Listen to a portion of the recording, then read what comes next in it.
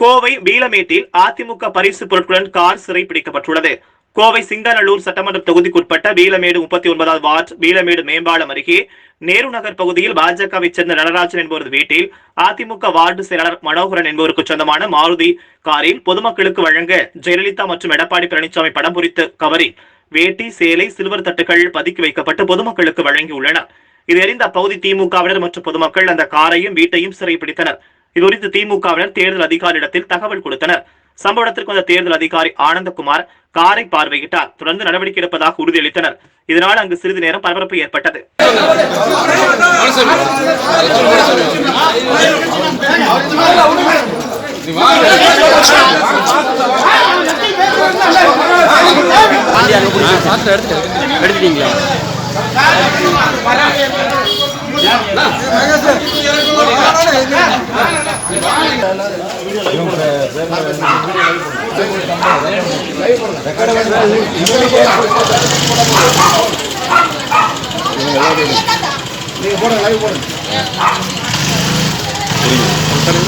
கொஞ்சம் தள்ளுப்பா எல்லாம் இந்த பக்கம்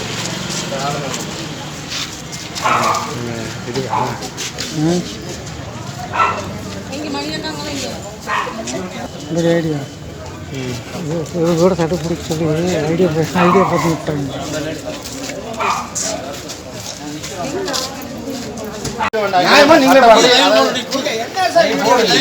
லைவ் போடுங்க போடுங்க லைவ் போடுங்க போடுங்க பாத்துக்கோங்க போடுங்க.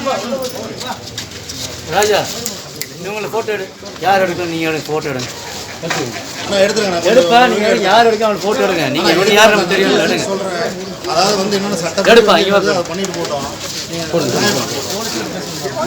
போலீஸ்கார பேச இதை நீங்க சட்டம் பண்ணி எடுக்கிறது தப்புல.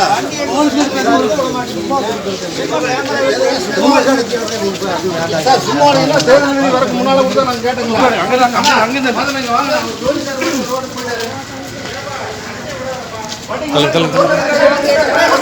சரிங்க சரிங்க.